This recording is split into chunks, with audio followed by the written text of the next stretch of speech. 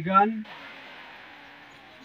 Waaqayyoon deessee kan nuuf laatte buddeena jireenyaa akka nyaannu bishaan jireenyaa akka dhugnu kan nu taasiste dubartoota hunda keessaa adda baatee qulqulleettii kan jedhamte warroota darban keessaa kan akka ishee kan hin jirre warra ganaa dhufan keessaas kan akka ishii kan hin dhalanne haati keenya qulqulleettiin dubroo Maariyaam waadaa fannoo jalaa maqaa ishee kan kabajameef kan ulfaate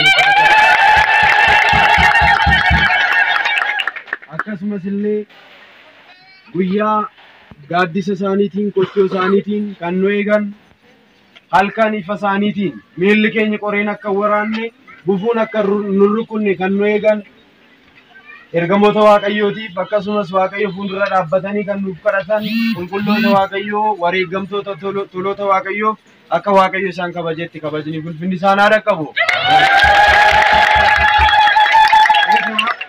Waaqayyo abbaan keenya nu jaalatee akka fedhaa fi eeyyama isaa ta'ee guyyaa har'aa kana geenye irraa Waaqayyo anaaf isin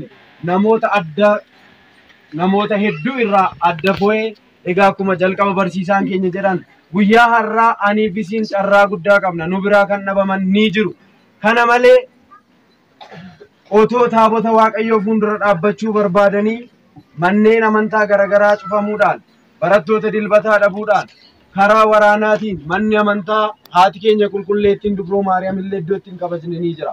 Nuti garuu Waaqayyoo nu filatee asitti walitti nu qabeeraati galanni ulfinni isaaf haa ta'u illee guddaadhaan. Egaa mata duree nagaama miti waan addunyaa kun sila mata dureen barumsa keenyaa guyyaa irraa kan ta'u seensa irratti sagalee koo ta'uu waallame malee dubbaddoon ture hojiin isaanis isaan waliin deema siraachawum ይከተላቸዋል mul'ata Yohaannis boqonnaa 14 lakkoofsa 13 ራዕይ ዮሐንስ ምዕራፍ 14 ከቁጥር 13 ላይ ይላል ከእንግዲህ ወዲህ በጌታ የሚሞቱ ብዙዎች ናቸው ከድካማቸው ያርፉ ዘንድ ስራቸውን ይከተላቸዋል Ega amma kaasee warri gooftaa danda'an qulqulloota dadhabbii isaanirraa akka baqataniif kana malee hojiin isaan hojjetan immoo isaan duukaa bu'aa jedha. Egaa barnoota keenya guyyaa har'aa kana hundumti keenya sababatti asitti walitti qabamne ni qabna. Innis haadha keenya qulqulleettii dubroo Maariyaam kabajuuf Astariyoo Maariyaam kan jedhamu. Egaa Astariyoo Maariyaam jechuun maal jechuudha? Astariyoo jechuun maal jechuudha? Isa jedhu erga ilaallee haadha keenya qulqulleettii dubroo Maariyaam wajjin baranna jechaadha. Waaqni hunduma keenya faana haa ta'u. Waaqni abboota keenya qulqulloota isaa wareegamtoota isaa duukaa fiigota isaa itti gidduutti argamee kan barsiise hafuurri qulqulluun nuufis icciitii isaa sadarkaa nuuf ibsee isa fagaatee dhiyeessee sababii mul'isuu akka nu barsiisu fedhaa fi eeyyama isaaniif haa ta'u. Egaa jecha kana kan barreesse Yohaannisi. Yohaannisi akka kitaaba qulqulluutti Yohaannis maxmaqa malakoot yookaan immoo Iyesuus Kiristoosin kan cuubee fi nabaabee malakoot የመስቀል ስር ሐዋርያ Yohaannis walda Zebdeዎስ jedhamee kan waamamu ni jira. Inni Yohaannis isa wangeelichaa jechaadha. Wangeela Yohaannis ergaawwan jiran kan barreessee fi mul'ata kan argee jechaadha. Yohaannis mul'ata yeroo argutti jalqabaa namoonni tokko waa'ee Kiristoos waan baay'ee dubbatu ture jechaadha. Kiristoos eenyudhaan ni jedhu gaaffii ta'a ture jechaadha. Amma irratti illee waa'een Kiristoos gaaffiidha. Egaa Yohaannis መጀመሪያ ቃል ነበረ ቃልም በእግዚአብሔር ዘንድ ነበረ ያ ቃልም እግዚአብሔር ነበረ jalqaba sagalichi ture sagalichis waaqayyo bira ture sagalichis waaqadha jedhee karragaa bahe jechaadha. Barnoota guyyaa irraa kana keessatti Yohaannisis ni argama jechaadha. Isas wajjin qabsiisnee ni ilaalla. Egaa Astariyoo Maariyaam inni jedhamu guyyaan irraa kun qofatu Astariyoo jedhama osoo hin taane guyyaa dhaloota gooftaa keenya Yesuus Kiristoos kaasee hanga guyyaa irraa kanatti maal jedhama?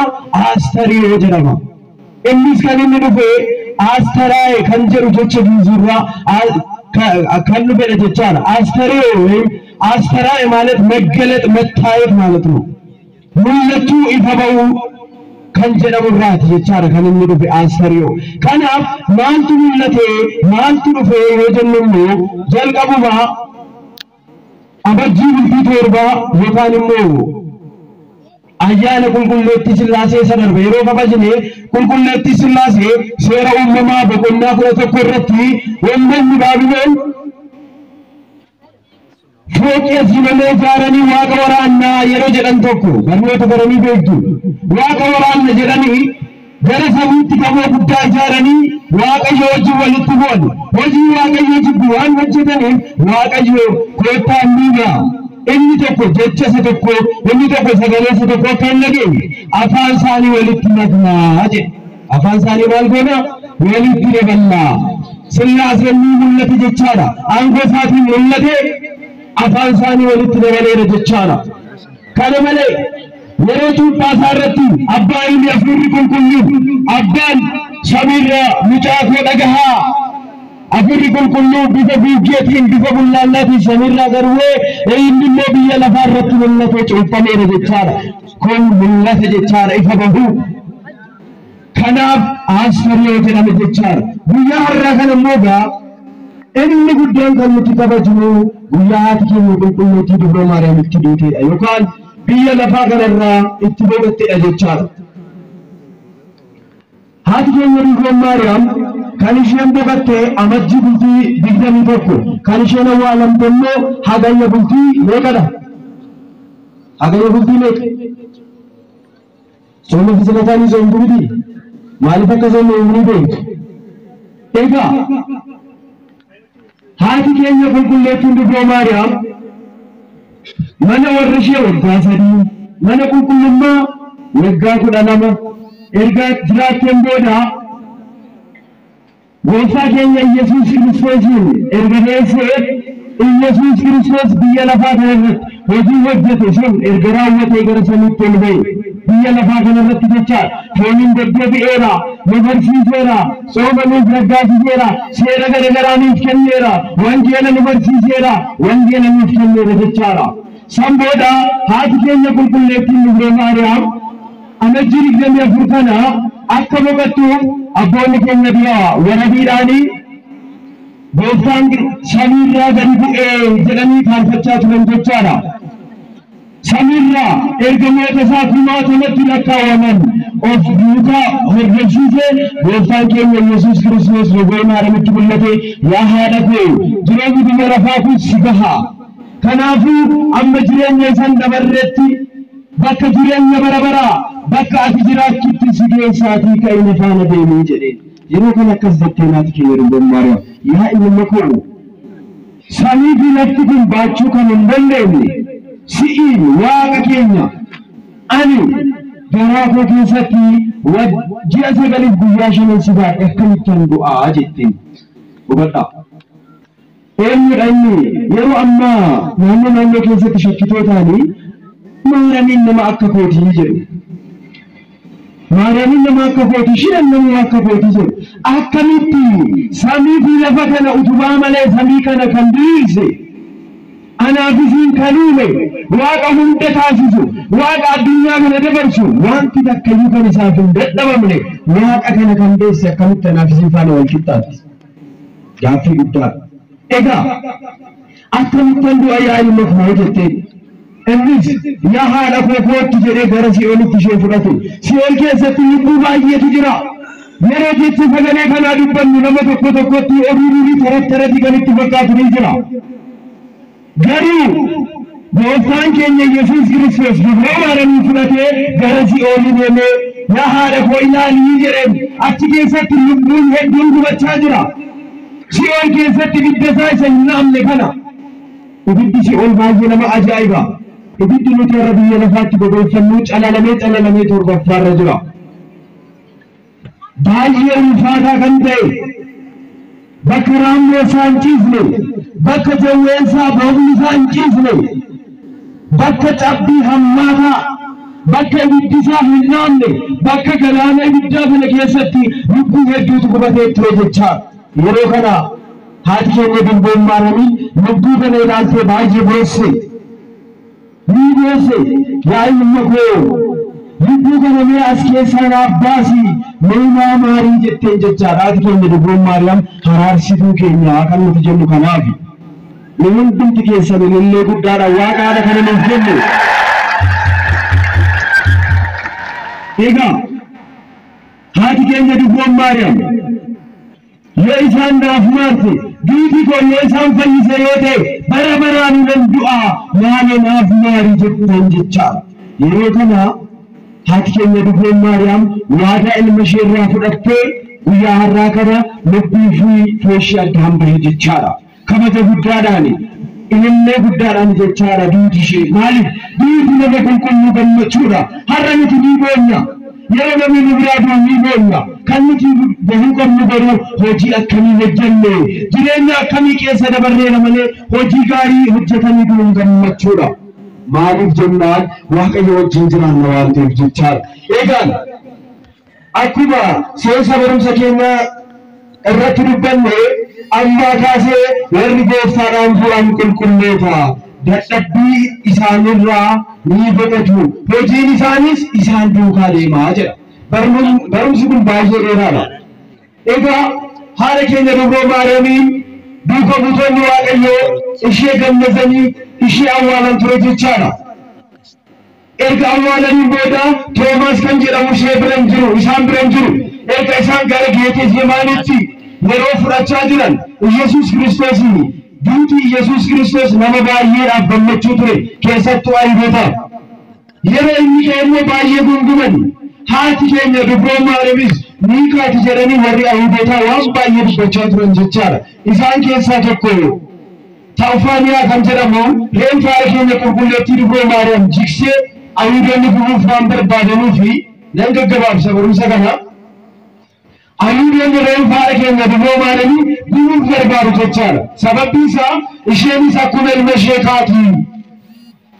Kunoo ilmi ishees ka'e jedhanii gurra keenya ruuduchaa jiru waan ta'eef isheenis akka ilma ishee kaati. Kanaafuu otoo awwaallamee reenfa ishee gubuu qabnaa jedhan. Yeroo kana namicha kana gara isheetti erganii reenfa ishee qabachuuf yeroo dhabu ergamaan Waaqayyoo seefii ibiddaa qabatee dhufee harka isaa achumatti irraa kute jechaadha. Egaa haati keenya Dubroo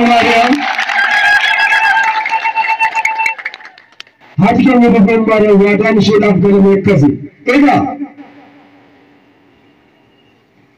duuka buutonni Waaqayyoo haadha keenya Dubroo Maariyaam bakka Geetesemaanii jedhamutti erga awwaalaniin booda Toomaas bira hin turre.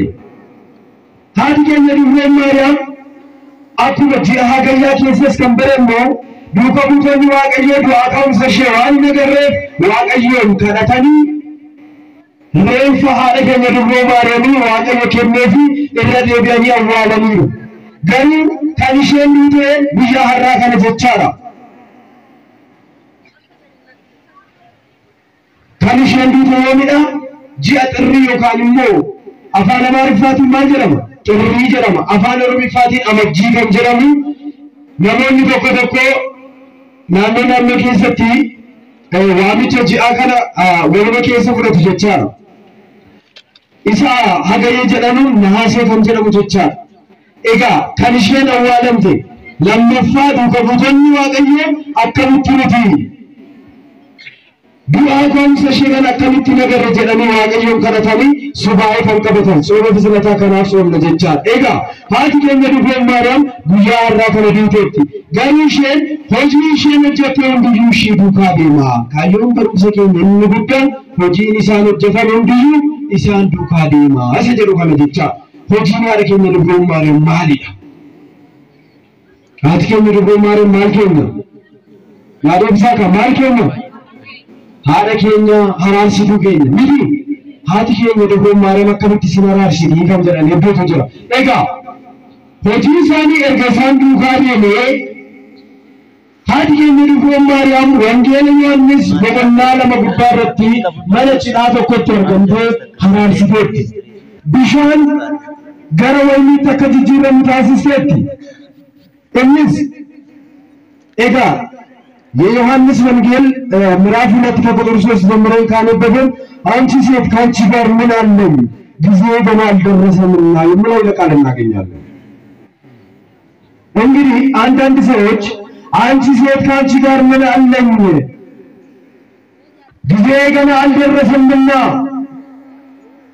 እናቴ ሆይ ካንቺ ጋር ምን አለኝ ኢየሱስ ክርስቶስ አምላካችን ይሄን ቃል ሲናገር አንዳንድ ሰዎች አንቺ ሴት ካንቺ ጋር ምን አለኝ ሂጂልኝ አላቅሽም አትነራሬኒ ነራማል ቀብዳ አኒ ፈቲ ተኩማ ከኒ ቀምነ ጀሬኒ ሃዳ ሳቱን ጃለቱ ሃቲ ከሰን በማረም ያረከኝ ከንጀተኒ አራርሲቱ ከሰንቲ ይጭ ነራማል ቀብዳ እሰጀዴፍ ጀቻ ኤጋ ነራማል ቀብዳ ከኒ ጀዴ ያ ሃዳኮ አናፍ ግዱ ማልቱ ጅራ ወላ ከሚት ጅራ ወለበ ከሚት ጅራ ከነት ጀቴ ይራወዱ ከመንጀኑ ሰበብ ዋሊን ቀባ አጅቹሳት ዋምብራምት ጀቻ ሂከሳ ኤጋ ነሞን ተቆቶኮ ኪታበ ቁልቁል ወረዱ ቢሰም ጉዳይ መሳ ዱብሰኔ ከስቲ ቀልበፈቱ ጀቻ ኤጋ ኤርከ ክርስቶስ ሃዳ ሳንጃለነ ገራ ከኩል ፈት ስንዴብሳ ከኩማራ ከሰትስ በረፈነ ጀችቶ ሴራ ባሁ በጎናሪ ፖሊስ አዲለቲ ሃዳፊ አባ ከሰን ከበጃ ጀዳቦኒ ዋቀየ ኩርነን ጌሳ ሃዳፊ አባ ከሰን ማንጎራ ዋግኒ ሃዳፊ አባ ከሰን ከበጃ ጀሩ ሃዳሳ ገሩን ከበጁ ጀቹ ደንደኛ እንደንደኙ ሰበቢሳ ሃዳፊ አባ ከሰን ከበጃ ወሙሪን ከሰነ ከስኒ ጤረቱ ቢያላ ፈረታ ከብፈምተኒ ሰኒ ከሰነ ከብሰኒ ሃዳፊ አባ ከሰን ከበጃ ጀዳ ሃዳሳ ማሊፍ እንደበጁሬ ሃዳሳ ከበጁኒቲ ከበጀ ፍለ ጉዳይ ረሽጋር ወለኒ ጉንፍን ዋቀየ ጉዳይ ባባው ኤጋ ሃዲ የመዱሮ ማርያም ሃላሲቱ ከኛ ከንጀኑ ሙቲ ሰበበተ ኮማለ ምትጀቻ ኤጋ ማነቺ ዳከነት የርገሙዳን ሻንኪኒ ቃና ገሊላ ቱሬ ማነሰነቲ ዋን ያተም ዋን ዱጋሙ ፍሪት ገባይ ቱሬ ግዲቲ ዋን ዱጋሙ ኒዱ በቱሬ ጀቻ ይወከና ሃቲ የመዱሮ ማርያም አፈሪ ኮንኮን ሸፋና ዋንጅሩ ኒውበቴ ህሪና መነሳኒሱ ህሪና ገለሳኒ ወበቴ ያ ሙጫቆ ወይን ሳኒ ጀላድሜ ጀቴ ማጀቴን ወይን ሳኒ ጀላድሜ ጀቴ የሮከነ ያ ሃዳኮ አናፍሲ ግዱ ማልቱ ጅራ ከነቲ ተነራ ወደፈ የሮከናት የመዱሮ ማርያም ኦሊፍ ከዲግ በተቻለ ታከመለ ገረ ወረ በጉማስ ተከወራ ኬሱ መስቶ ተብረኔ ጌንቴ ጀቻራ ወንታ ኢሉሚጎስ ንንጀረ ከነም ጀዴና ወዳ ጀቴ ማጀቴኒ ከነም ስንጀራ ወዳ ጀቴ እኒ ማጀሪ ደማቲ ጋሊ ጃት ቢሻን ነቃ ጀሪ ቢሻን ትጉታ ጀሪ የሮከና ቢሻን ትጉተኒ የገን የሮከና ኢላላቲ ወራባ ነመን ዳውራ ሳጀሪን ጀቻራ ወለሚ ወልብኒ ሳፋተው ዋቀኛ ቢሻን ሲኑንዲሳ ገራውኒ ትጅጅረለ ማንጭ ራሱን ሳልፊ ጀላባሃኒ ገመቹ ዳንጨረሳኒ ከመጀተን ጀቻ ከና ሃትከኝ የዱብ ማርያም ሃራን ሲቱ ገኛ ወጂሽን ቢያራፋት ወጀቴ አመስለ ሸፋነ ገኔ ወጂሽ ኢሰዱ ካቦe ሐረስለ ወልመሽ ወርቀል መሸዳፈተ አናቢሲን እጆለ አዳም ሃራር ሳጅርት ጀቻ ረማት ይዋቀዩ ከናፊራ ኤጋ በሩም ሰገለራ ከሙቱበን ነው ጉዳሊ ጃለለ ሐረከኝ ቁልቁልቲ ዱብ ማርያም ኤብሽ ሃራር ሱማሽ ማለከተ ጀቻ ነው ወለማገለ ከሙቲ ሁበኔ ደሙ ቆም ጀቻ ከነመለ ነሞኒ ኢናፋዳን ካኒ ጅባን ካኒ ነማ ሸረቲ ከእለ ኢሳኒ ፍለ አከከለቱ ሃትከ ዱብ ማርያም ነማ ሁንዳ ፈካራ ሲቱ ዱብ ማርያም ከናም ማቲው ዋቀዩ በሩም ሲጉን ባየ በለታ ኢሳ በርኖታ ጾማ ሀገር ከሰ ፍስበታ ጾም ሰጀረም ከሰ ፋነስ ዋውም ቀበቱፊ ወንማ ገለት ቡያራ ሃትከ ዱብ ማርያም ወያቲ ዱተዳ ጉያቲ ልቡሽ ይባል ፎኒ ልቡሽ አደበህ ከነመለ በፍታንቸ ኢየሱስ ክርስቶስ ጉያቲ ሙለተዳ ሰሙራ ገዲቦ ሃትከ ዱብ ማርያም ዋዳ ጉያቲ ገለዳ ከና ጉያቲ በገከሰኒ በገከኘ እለ ጉዳራ ያገኘ ከለፈታ ወዳሪ ሃራን ስማን ዱብ ማርያም በግምጽ እርግሜታ ከረማን ቁልቁሌታ ጃላሊ ዱጎቡታ ሁንደ ከንጫሎጋ አርጅማፍ ኢፈመ ዋቅ ኬኛቲ ዋቀየ ኢፈመ ሳቲ በረከነት ሃዴቦ waaqayyo nu faana haa ta'u hundumti keessan jabaadhaa amantaan nuti qabannee deemnu kun amantaa qoosaa miti daandii ishii dhugaadha kallattii ishii sirriiti amantaa keessaniin jabaadhaa ollaa keessanii naannoo keessanitti amantaan garagaraa yoo jiraatu barumsa keessummaa garagaraa yoo isin barsiisan illee maalidha jedhaati warreeta beekan barsiisota gaafadhaa malee kirri keessan kututti hin fiiginaa mana amantaa keessanis eeggadhaa jabaadhaa dhaabbadhaa isiniin jedha waaqayyo hunduma keenya faanaa ta'e kan nu barsiise kan nu gorse waaqni abboota keenyaa irra ga'een nagaasaa kabajamee ulfaadhaa kabajamaa galanni waaqayyoof. Waaqa nu barsiisee waaqa nu gorsee maqaa waaqayyo keenya kan galateeffameef kan ulfaatu nuuf haa ta'u obboleessa keenyaa barsiisaa Akiliiluu Awulaachuu sagalee waaqayyo kan nu barsiise sagalee jireenyaa isaa dhageessisu mootummaa waaqayyo isaa laalchisu sagalee jireenyaa isaa dhageessisu hundumti galanni keenya ulfina isaatiif kaanee hundi keenya waaqa jiraatu hundaa dabarsee